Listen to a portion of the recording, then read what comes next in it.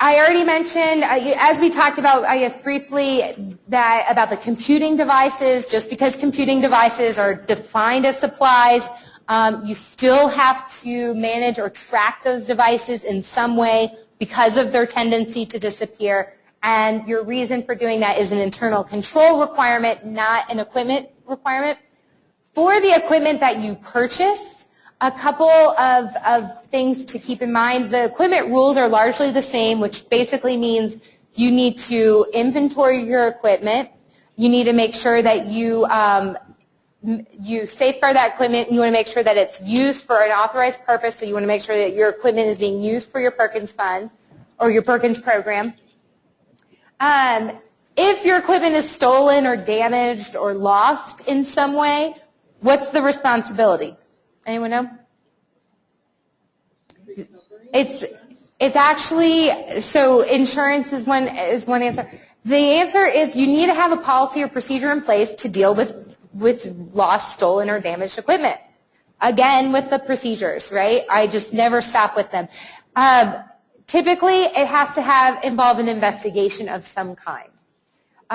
The first time a piece of equipment goes missing, is stolen, damaged, lost, you're probably not going to be liable to pay back the federal government for that lost piece of equipment. When it happens repeatedly, well, that's when they say, oh, you haven't sufficiently improved your internal controls to manage that piece of property, so you're going to get some issues there.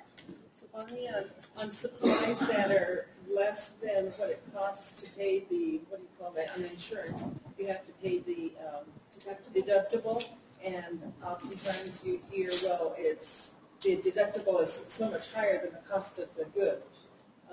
There's still policy would back up the determination of what they're going to do. How do you deal with that? So the question is on, let's say I have a piece of equipment and it was stolen or damaged in some way, and I have insurance on that equipment, and now there's a deductible that I owe, and I have a dispute with the insurance company that says, well, my deductible is actually, the fair market value was less than the deductible. I think the prudent thing would be to buy a new piece of equipment without going through insurance, it sounds to me. And you can use Perkins funds for replacement property. You would just need to make sure that you deal with any damage, loss, theft consistent with your own policies, that you investigate it, and that and then, you know, however you decide to move forward, to replace it, to go through insurance, or, you know, that part is really going to be a business decision that you make. Right, but you're saying Perkins can be utilized to replace it, but if it's, again, an item that was damaged, what is happening with internal controls that item gets got damaged, and it was a Perkins purchase to begin with, and Perkins is replacing it again. Right. So the issue is the first time you have to replace a piece of damaged equipment, you know, the state can certainly have a different opinion on this, but generally speaking, you know, so long as you didn't have really deficient controls to start with, then, you know, things happen, things get lost, things get stolen. Fine, you can use a replacement. If you have the money in your budget and in your Perkins funds, you could probably cover that cost. I wouldn't necessarily question that. What I would say is if it is a repeat issue, right, then that's going to raise some significant red flags. That's going to be where you're going to get questions about your internal controls. Even if it's a single issue, but if it's like a real obvious one, then you might have had some really bad internal controls, right? Then you could issue an internal control finding on that too. I mean, there's a level of judgment and reasonableness, but. Question?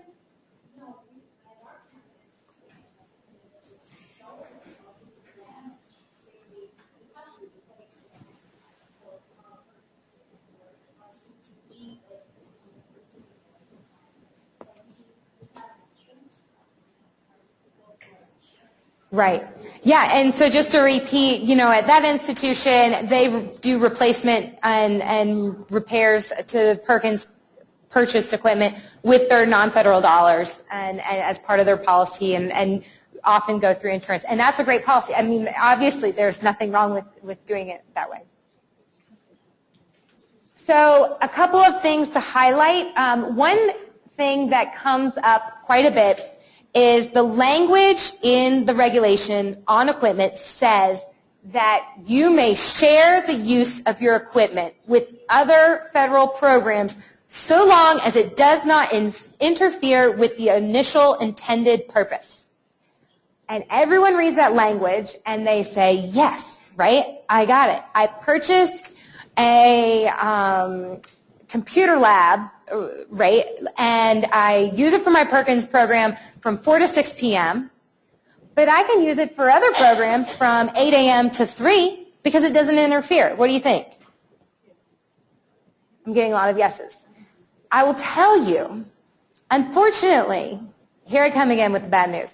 The U.S. Department of Education has interpreted the word interfere to mean any regular, consistent use outside of the program purpose because it shortens the lifespan of the equipment, right? So it's not a matter of timing, right? It just doesn't overlap, or I don't need it for this purpose. It's sitting idle otherwise, right? That's not the issue for them. If you are essentially using the equipment 50% in non-CTE programs, education wants to see you pay 50% of that equipment with non-federal funds.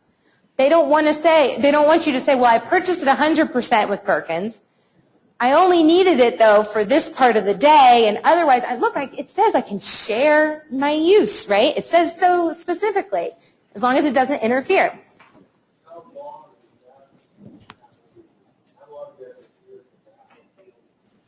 So that's current and new. Is it the life of the equipment is what you're saying? Oh, okay.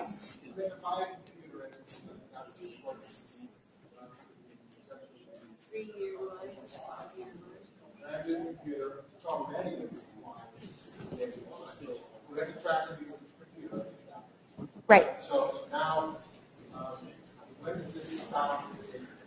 Okay, so the question is, when can my Perkins purchased computers or equipment, when can they be used for other purposes, no longer part of my Perkins program, and I don't have to worry about the fact that, I originally purchased it with Perkins dollars.